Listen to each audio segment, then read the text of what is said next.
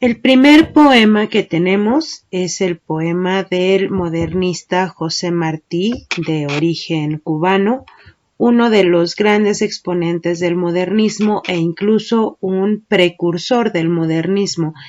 Para muchos, José Martí es el primer poeta que tiende ya hacia el modernismo. Sí, ya sabemos que con Rubén Darío se funda la corriente, pero para muchos autores es José Martí el primer premodernista. Entonces tenemos un poema muy famoso de José Martí.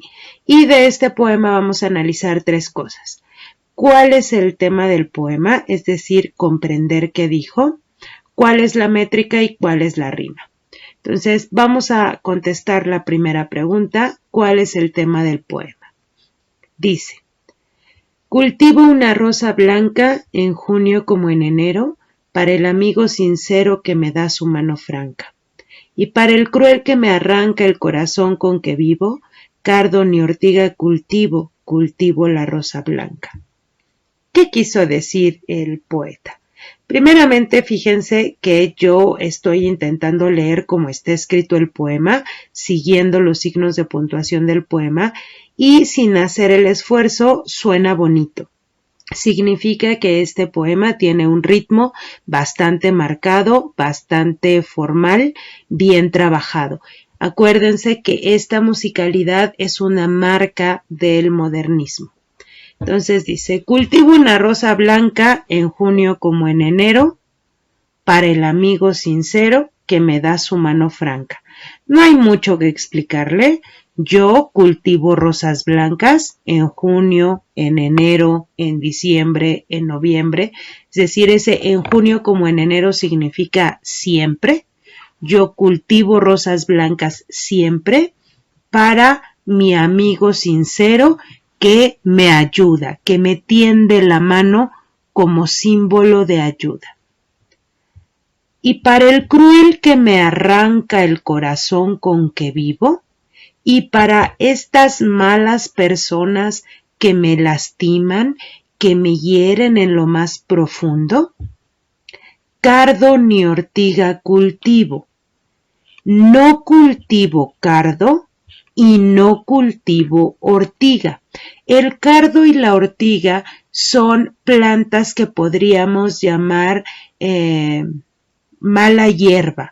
Son plantas venenosas, son plantas que no dan flor ni fruto, son incluso tóxicas.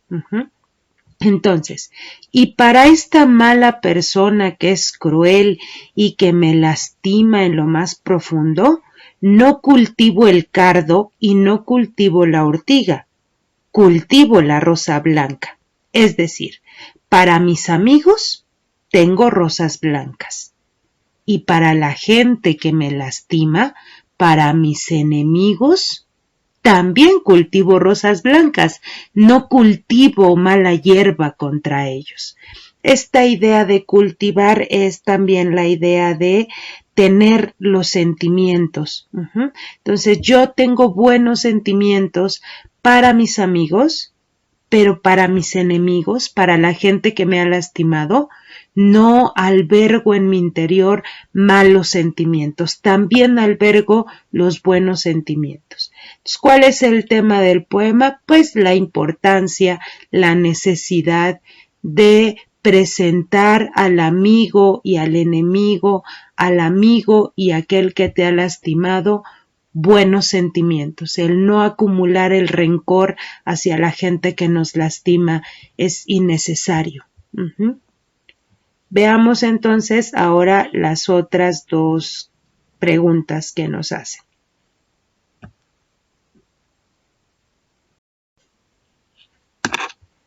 Tengo aquí la métrica del poema. Disculparán la diapositiva, pero para que salieran las cunitas tuve que utilizar la pluma y entonces pues me quedó medio feo, ¿verdad? Entonces, vamos a dividir en sílabas. Me parece que este es uno de los poemas más sencillos para medir. Marqué con círculo las sinalefas.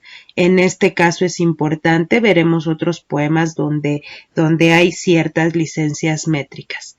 Entonces, a mí me parece que es muy sencillo. Cultivó una rosa blanca. Y son 8 cunitas con una sinalefa. En junio, como en enero. 8 sílabas con una sinalefa. Para el amigo sincero, 8 cunitas, que me da su mano franca, 8 cunitas.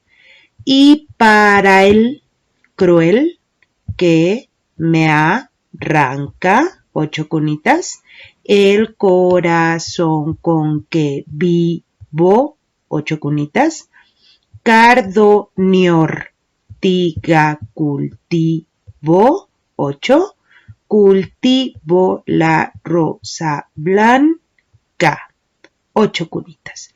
Lo que yo tengo son versos de 8 cunitas, significa que lo que tengo son versos octosílabos. En este caso hice todas las sinalefas y me quedaron octosílabos. Los octosílabos van a ser un verso muy utilizado desde el romanticismo. No son los versos favoritos del modernismo. Recuerden que esos son los alejandrinos de 14 sílabas, los dodecasílabos de 12 sílabas. Pero para la poesía que llamamos poesía de ocasión, los octosílabos son un tipo de verso muy socorrido. Nuestra tercera pregunta correspondía a la rima. Disculparán también la diapositiva, pero estaba yo con esto de la plumita. Entonces, tengo aquí mi rima.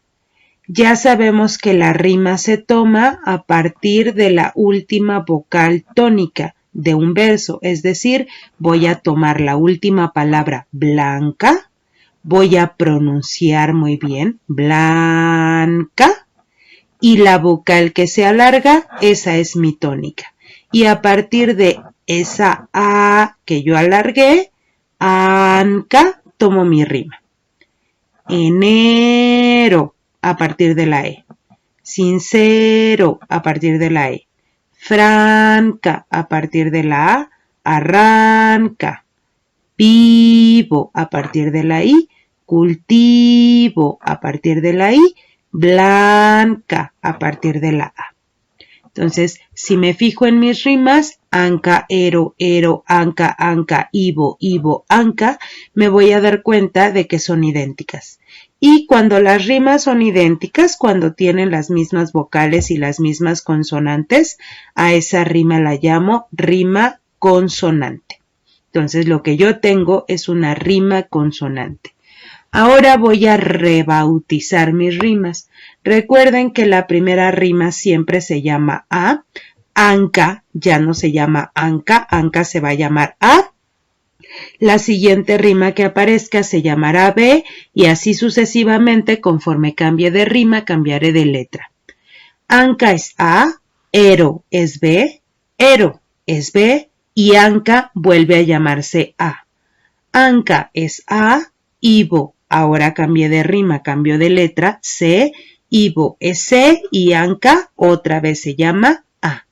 Entonces mi rima es ABBA, ACCA. Si pongo mi rima, verán ahí ya la reescribí, voy a notar que en los primeros 4 versos la rima de A está encerrando a la rima de B. En los siguientes 4 versos la rima de A está encerrando a la rima de C. Y cuando yo tengo estas rimas que encierran a otras rimas, la estructura se llama abrazada.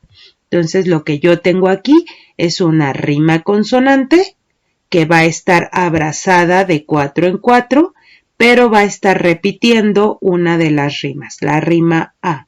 Es decir, que coinciden los versos 1, 4, 5 y 8, van a ser iguales, y los versos 2 y 3, 6 y 7 coinciden por su parte. Entonces tengo ya mi análisis modernista del poema de José Martí versos octosílabos, ritmo perfecto, rima consonante, abrazada y versos octosílabos, ¿sí? Entonces, si se dan cuenta, la poesía modernista es muy formal. No atenta contra las reglas de la poesía. Bien, este segundo poema es de Amado Nervo, un mexicano, uno de los grandes exponentes del modernismo. Y tenemos su poema Al encontrar unos frascos de esencia.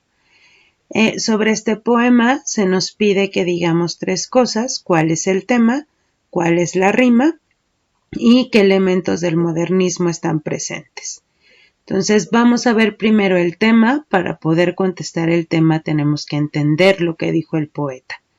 Entonces dice: hasta sus perfumes duran más que ella.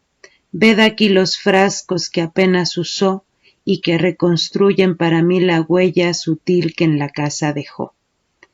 Herméticamente encerrada la esencia en sus pomos no se escapará, mientras que el espíritu de mi bien amada, más imponderable, más tenue quizá, voló de sus labios, redoma encantada y dónde estará.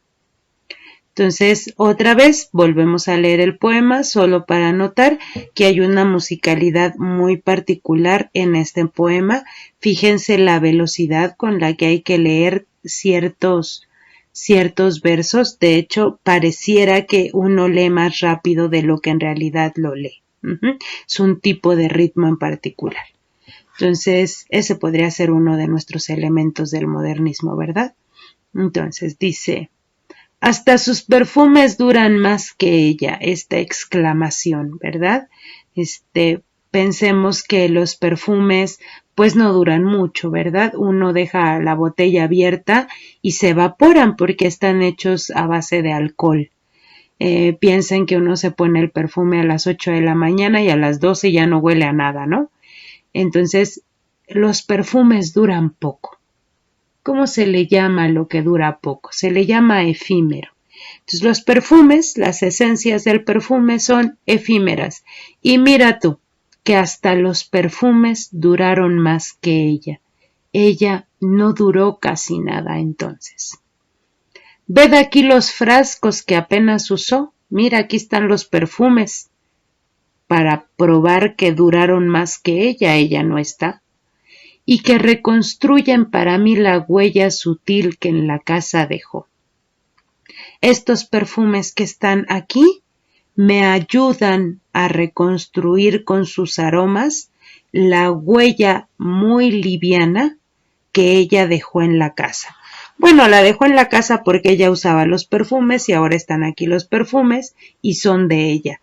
Pero también piensen en este efecto, les ha pasado que huelen una cosa y ese olor los transporta en el espacio y en el tiempo y hace que uno ponga imágenes completas, escenas, pinturas acabadas de aquel momento que uno está recordando. ¿No les ha pasado? A mí eso me pasa con ciertos perfumes, curiosamente.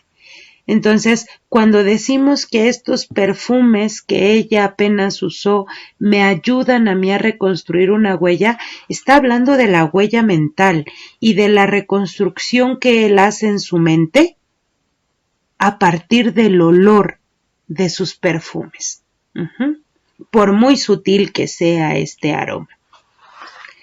Herméticamente cerrada la esencia en sus pomos no se escapará.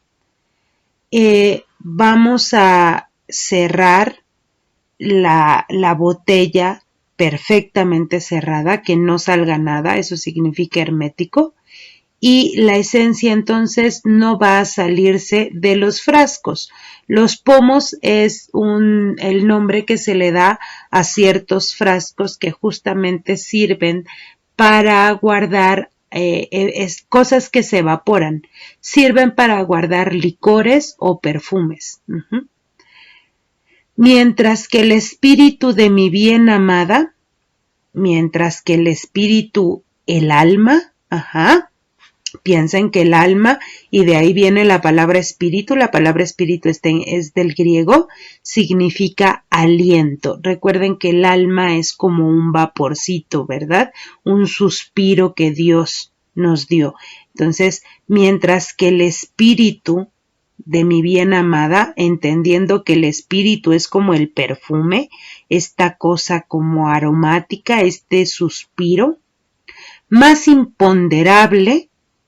Imponderable significa que no se puede ponderar, y ponderar significa que se pesa, como con una balanza.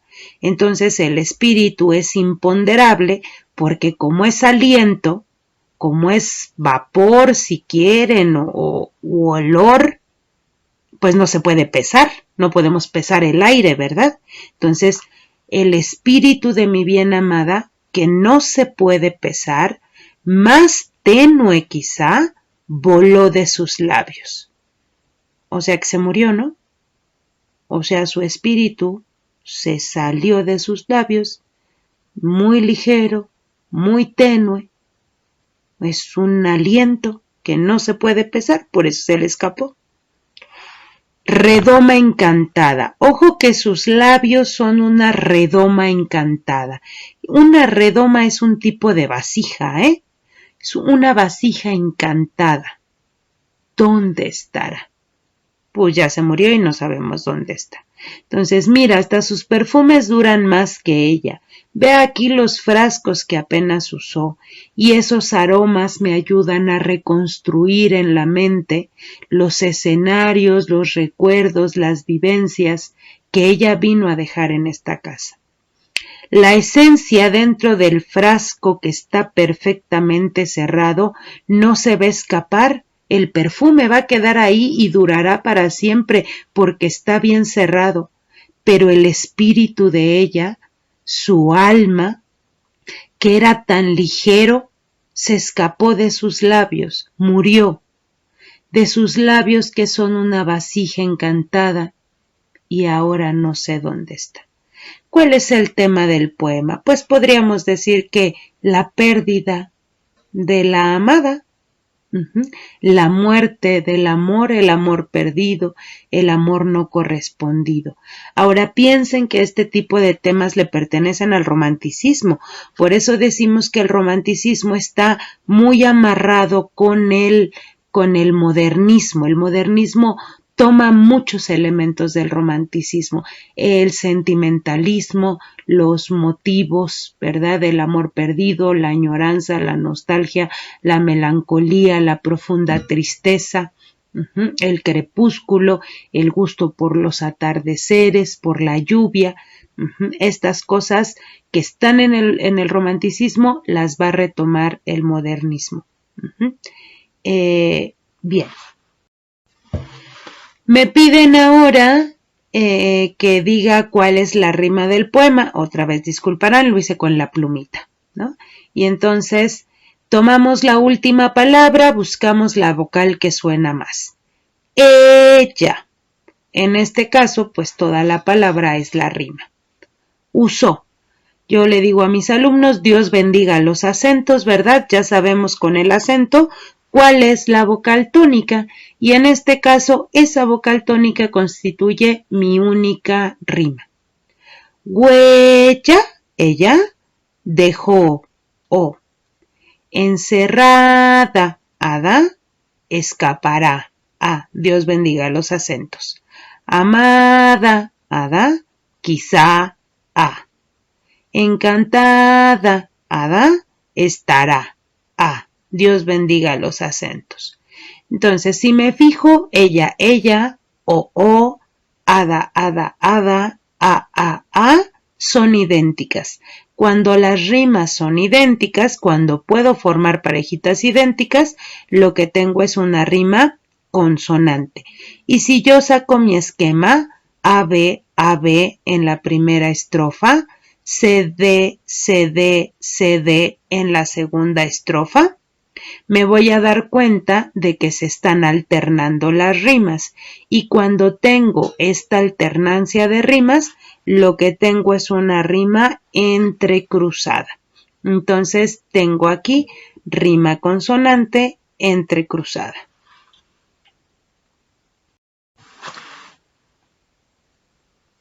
Por último, me piden los elementos modernistas que yo encuentre. Intenté marcar con azul los elementos del modernismo, solo piensen que pues son muchos, ¿verdad? Vamos a empezar. Una primera cosa que podrían notar es el tipo de vocabulario que se utilizó. Por un lado, va a utilizar vocabulario poco conocido, vocabulario muy escogido que no toda la gente conoce, sabe, usa, y esa es una marca que eleva a esta poesía, la vuelve poesía para aquellos que entienden lo que dijo. ¿Qué tipo de palabras? Pues por ejemplo, pomo, por ejemplo, imponderable, por ejemplo, espíritu, que como les decía yo es el aliento. Redoma, por ejemplo, que es un tipo de vasija súper específico.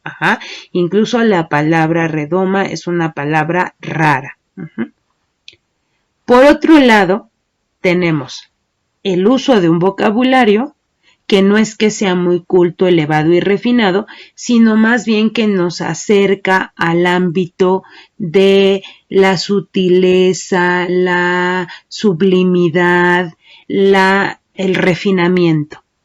Como por ejemplo perfume, o sea, tampoco es que todo el mundo use perfume, esencia, sutil, tenue, encantada. Son palabras que nos sitúan en un contexto semántico, en un contexto de significados. Pudimos haber dicho frasco, frasco, frasco, en lugar de frasco, pomo, redoma. Y el poeta se tomó la molestia de buscar otras palabras que nos dijeran lo mismo. Entonces, ese uso de este vocabulario particular es importante. Redoma encantada, vasija encantada, con todo lo que carga, como la lámpara de Aladino, que era una vasija encantada en realidad. Como la palabra imponderable con este sentido tan etimológico de que no se puede pesar, porque imponderable puede tener otros significados, ¿no? Pero en este caso imponderable es muy etimológico, imponderable que no tiene peso. Imponderable podría ser también que es imprevisible, por ejemplo. Entonces tenemos por un lado la marca del vocabulario. Por otro lado tenemos las imágenes. El uso de estas palabras perfume, esencia, tenue, voló, espíritu, sutil, me llevan a mí al ámbito de las imágenes olfativas. Pero se conjugan con la palabra huella, por ejemplo, en la primera estrofa. Entonces, esta imagen del perfume olfativo con huella que es mental, porque acuérdense que se trata de hacer una imagen en la cabeza, es la unión de lo olfativo con lo visual. Y esta mezcla de imágenes, de obligarme a conjuntar mis sentidos en un solo lugar, se llama sinestesia. Y la sinestesia es una marca del modernismo. A los modernistas les encanta utilizar palabras que se refieren o que me obligan a tomar en cuenta varios sentidos a la vez. Es lo que pasa en la primera estrofa. Estoy yo pensando en perfumes, en que los perfumes se evaporan, por eso es raro que hayan durado, y de pronto huella. Huella en el cerebro, marca, pintura, color. Esta mezcla de sensaciones es una sinestesia. Podemos encontrarla también en la otra estrofa, con la idea de la esencia, el espíritu, lo imponderable, y lo tenue es algo que es muy visual. Algo tenue es algo visual. Yo puedo decir que es un amarillo tenue, es un rojo tenue, pero difícil, pero es una metáfora pasarlo a otro sentido. Entonces, la mezcla de lo tenue visual con el espíritu, la esencia olfativa, es otra unión de imágenes, por lo tanto es otra sinestesia. Tenemos también, por ejemplo, el tema. El tema, que es muy romántico, ya lo dijimos, la idea del amor perdido, estas exclamaciones que son no propiamente hipérboles, más bien sí son patetismo, ¿no? Sentimentalismo, que me liga mucho al romanticismo, y el tono de, pues si ustedes quieren, qué terrible, ya valió madre, ¿no? Se murió y no sé dónde está. Qué triste. Este tono como de recordarla, como de añorarla, también es una marca del modernismo que lo relaciona con el romanticismo. Déjenme pensar, déjenme ver si hay alguna otra marca modernista que me gustaría ver. Bueno, la musicalidad, recuerden, la musicalidad también es una marca del modernismo. Este ritmo diferente que se hace en la segunda estrofa, el modernismo no solo es muy musical, sino que tiende a experimentar con ritmos diferentes. Muy bien. Bien, tenemos este tercer poema que se llama Pleno Sol y es de Leopoldo Lugones, un poeta argentino que es uno de los grandes exponentes del modernismo en Sudamérica. Entonces, tenemos nuestro poema y tenemos qué preguntas nos hacen. ¿Qué imágenes hay en el poema? Si hay alguna sinestesia, ¿qué comparaciones hay? ¿Qué recursos del modernismo puedes observar y cuál es el tema? Entonces, vamos primero con las primeras preguntas, las imágenes y las sinestesias, porque la sinestesia es la unión de varias imágenes. Entonces, las imágenes son detalles que me da el autor en las palabras que usa, detalles que se relacionan con los 5 sentidos. Entonces, a partir de ¿cuál de los sentidos se está referenciando? Yo digo que tengo imágenes visuales, auditivas, táctiles. Cuando yo en un pedacito de poema tengo imágenes de diferente matiz juntas, a eso se le llama sinestesia, o sea, unión de sensaciones. Recuerden que las comparaciones o los símiles en la poesía son muy sencillos porque van a tener nexos comparativos como tal cual así o frasecitas como parecido a, semejante a, igual que. Entonces, ¿qué imágenes encontramos en el poema? Pues puede uno hacerlo más o menos rápido si se va fijando en las palabras que se utilizan y si las palabras nos van relacionando con algún sentido. Por ejemplo, el calor, el clima, es algo que se relaciona con lo que se siente o se percibe por la piel, por eso es táctil. Vibrante, pues es el movimiento, que también podría ser táctil. Sonoro se relaciona con el oído. Tenue se relaciona con el tacto, porque tenue quiere decir delgado. Gruesa se relaciona con el tacto. Oro se relaciona con la vista porque es el color. Crepitada significa que repite muchas veces un sonido. Entonces, crepitado se asocia al oído y es una imagen auditiva. Sol tiene que ver con el color y entonces es visual. Sombra es la ausencia de color, es visual. Palpitante, que se mueve mucho, táctil. Torcer, la idea de agarrar con las manos y voltear, sería táctil. Oro visual. El agua desnuda, aquí juntas forman una. El agua desnuda significa que está libre de cualquier cosa, o sea que es clara. Cristal, el cristal como transparente sería visual. La brisa, el aire sería táctil. Pálido significa que está muy blanco, sería visual. Remover, la idea de remover es táctil. Suave, la suavidad es algo que se detecta con el tacto. Azul es un color, por lo tanto es visual. Y silbar es auditivo, nos refiere al oído. Es una manera muy rápida de ver las imágenes, es revisar el tipo de detalles que se da en el poema para poder relacionarlos con alguno de los sentidos. Ahora, esto es más bonito que buscar palabras. Dice, el calor de vibrante parecía sonoro. A ver, algo que vibra parece sonoro. Bueno, sí. Por ejemplo, cuando yo vibro un hilo, pues sí desprende cierto sonido y el hilo se vuelve sonoro. Ok, sí, algo que vibra parece sonoro. Ajá, si es un hilo o una cuerda. Pero el calor. ¿Cómo haces para que el calor vibre? Ah, es que es una imagen visual. Tienes que imaginarte, han visto cuando se filma, por ejemplo, el sol en el horizonte en el desierto, cómo esta luz que da el sol hace que como que nuestra imagen se distorsione y parece que el horizonte se mueve, lo que ves, la imagen se mueve. Esa es la idea.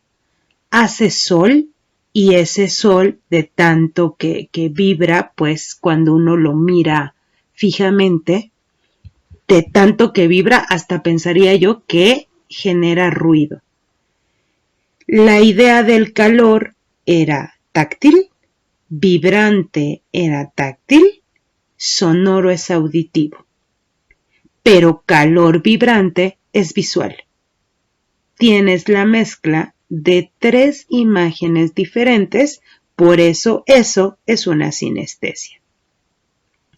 Tenue soflama de alcohol. El cielo era una tenue soflama de alcohol, una tenue llama de una lámpara de alcohol. Entonces, el cielo tenía el color tenue de una llama de alcohol, o sea, era un amarillo, ¿no? Todavía tenía un color como amarillo. Y la siesta, como una gruesa castaña de oro. Tengo una gruesa táctil, oro visual, se entreabriría en el ámbito crepitada de sol. Y la hora de dormir, pesada, digamos, como una castaña de oro. La castaña es un fruto redondito, pero como es grueso entonces pesa, y como es de oro todavía pesa más. Se entreabría, se mostraba, se empezaba a ver crepitada de sol, o sea, que se movía y se movía con la luz del sol. Crepitada, que hace un ruido y un movimiento repetido, y sol, que es visual, son la unión de 3 imágenes en un solo lugar. Por eso esa es otra sinestesia. Bajo el soto cuya íntima sombra la espiaba acaso, palpitante en la linfa vivaz del manantial. La sombra es palpitante. Ah, cabrón. ¿Cómo es que la sombra palpita? Es la unión de una imagen visual con una imagen táctil. Y la náyade torcía su trenza de oro, ¿verdad? Movía su trenza de oro y como que se distorsionaba. Bueno, agua desnuda y cristal son 2 imágenes visuales. Una lánguida brisa pálida entre sus tules. Una brisa es el viento, pero es pálido. O sea, pálido significa que es blanco. ¿Cómo la brisa es blanca? No, eso lo tengo que llevar a otro nivel, porque no se me ocurre cómo el viento puede estar pálido tu rostro. Como blanco, como que te vas a desmayar, perdiste el color. Pero la brisa, eso es muy extraño. Estoy uniendo mis sentidos en mi cerebro para poder generar un solo cuadro. Eso es una sinestesia. Removía los céspedes suaves plantas azules. Esta brisa movía los suaves pastos de plantas azules. Pues el pasto que yo me imagino generalmente es verde, pero ahora me lo tengo que imaginar azul, y yo el pasto generalmente me pica, pero ahora me lo tengo que imaginar suave y que se mueve. Entonces tengo la unión de lo táctil con lo visual en un solo cuadro. Y esa misma brisa también silbaba. Claro, porque cuando el viento pasa por las rendijas genera un sonido. Entonces ahí están mis imágenes, ahí están mis sinestesias. ¿Cómo encuentro las comparaciones? Pues a partir de los nexos. Yo ya les marqué los dos nexos que están. El calor parecía sonoro y la siesta como una gruesa castaña de oro. Ahí están mis dos símiles. ¿Qué otros recursos del modernismo observas? El calor de vibrante parecía sonoro, el cielo era una tenue soflama de alcohol, y la siesta como una gruesa castaña de oro se entreabría en el ámbito crepitada de sol. Bajo el soto cuya íntima sombra le espiaba acaso, palpitante en la linfa vivaz del manantial, la náyade torcía su trenza de oro al paso y el agua desnuda su cuerpo de cristal. Una lánguida brisa pálida entre sus tules, corriendo por los campos a su azaroso albur, removía en los céspedes suaves plantas azules y en un largo carrizo silbaba el viento sur. Lo leímos solo para poder ver si la musicalidad tan marcada del modernismo está. Y si se fijan, he tenido que leer rápido ciertos versos para mantener el ritmo. Esta nueva musicalidad, estos nuevos ritmos son marca del modernismo. ¿Qué otra cosa puedo observar? Pues, para empezar, si entendemos lo que dice, porque a mí me parece que no es muy claro, y no es muy claro por el tipo de palabras que utilizó.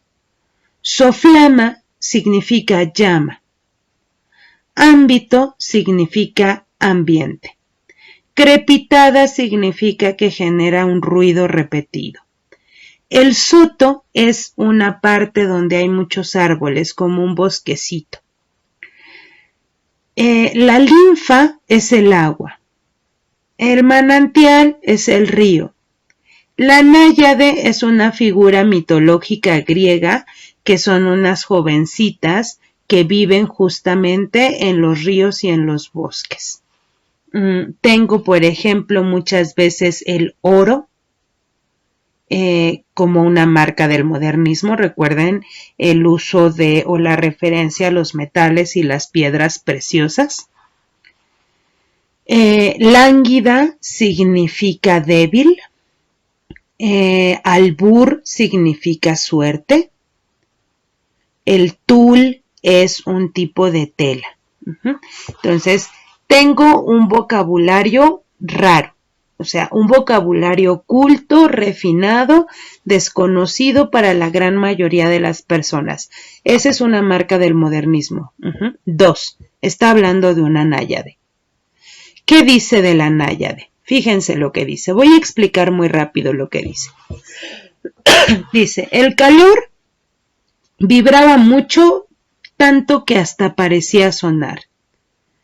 Y el cielo tenía todavía el tenue color amarillo. La siesta, la hora de dormir, se abría en el ambiente pesada como una castaña de oro. Bajo el bosquecillo, donde la íntima sombra espiaba, la náyade torcía su trenza de oro mientras pasaba, porque está en la linfa vivaz del palpitante manantial, es decir, la náyade está nadando en el agua vivaz del río que se mueve, que palpita. Y claro, como está nadando, la trenza de oro se va moviendo con el agua, por eso está torciendo su trenza. y el agua desnuda, el agua transparente, tuerce su cuerpo de cristal. Si se han dado cuenta, esto lo explica el maestro de física, que si ustedes meten un palo en el agua y lo ven, se ve el palo en una dirección y lo que está del palo dentro del agua parece que está recorrido, como si el palo se hubiese roto dentro del agua. Eso es lo que está describiendo. Ella está metida en el agua y su cuerpo se ha torcido por el efecto visual.